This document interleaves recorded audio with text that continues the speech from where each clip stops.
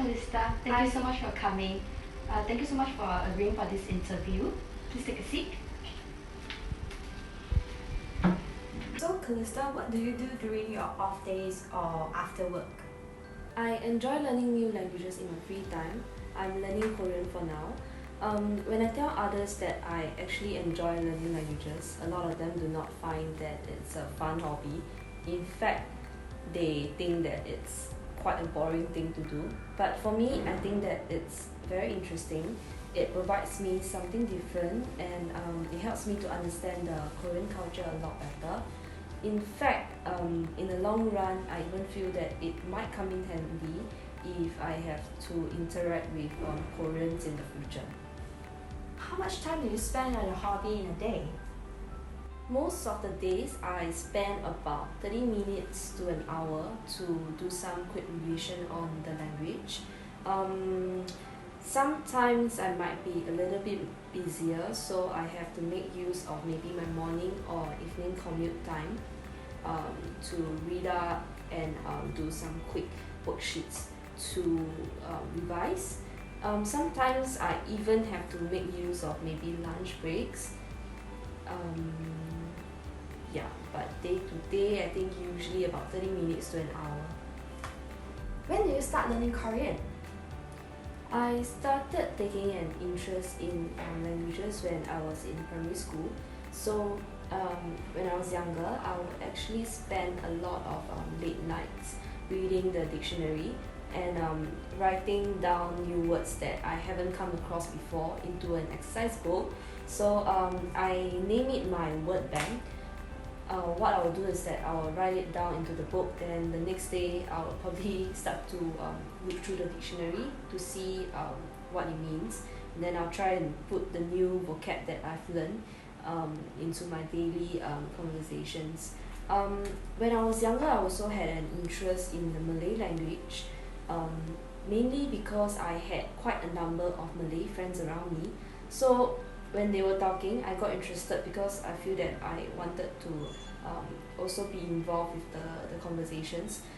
As a result, I started to even write down all the words that they spoke that I did not understand. And then after which I would then look through my Malay English dictionary to find out the actual meanings. If I still don't get the meanings that I don't get the meanings I wanted from the dictionary, I'll ask my friends to and get them to tell me what it means. Where did you learn the Korean languages? I actually take my lessons at a school in Tanjong Pagar. It's a Korean language school that specializes only in Korean language itself. So they cover quite a wide range of lessons. For any one of you who are keen, it's called Sejong. And so I actually decided to enroll in this school because I felt that they specialize in just this Korean language itself, so they probably will be a better choice for me to choose from. Who did you learn it with? I actually started to learn Korean on my own because I was waiting for school to start then, so I decided that I wanted to get a hobby to fill up my free time. Was it intimidating when you attend a class alone? Some of our respondents have said that they prefer to go in pairs or groups. Not at all, actually, because the classes are quite fast-paced. In class, we only have about 1.5 hours to absorb all the information we are given.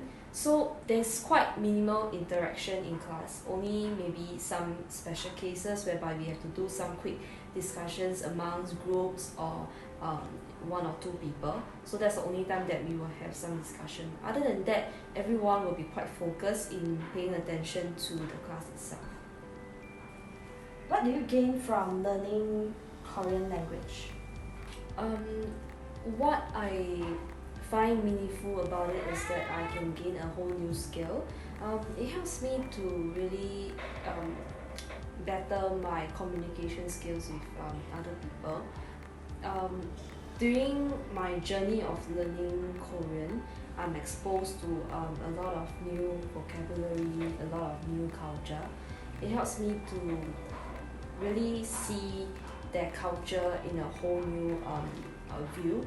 And in the past, when I did not know any of the Korean language, when I watched all the Korean shows or reality shows, it was only about the visuals and I had to read off subtitles. But sometimes I'm quite happy when I realize I know how to actually understand what they mean. I know some of their slangs, and one of the thing I'm really very excited about is that one day I probably wouldn't need subtitles anymore when I watch Korean shows.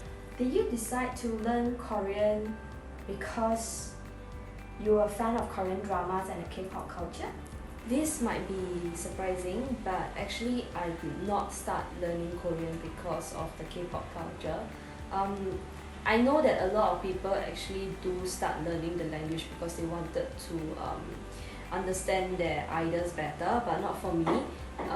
Basically, I felt that just knowing Chinese and English wasn't enough for me, and I wanted to challenge myself to know a new language altogether.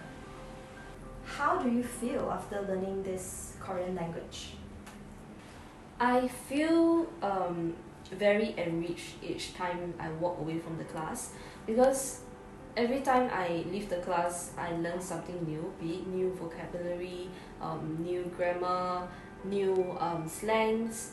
There's really a lot to learn. So I get quite excited and quite satisfied every time I end a class, because I know that I'm one step closer to my language goal I set for myself in this language.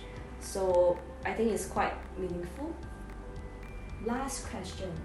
What are your future language plans? Do you plan to learn any more languages? Definitely, I think I'm going to take up more languages in future.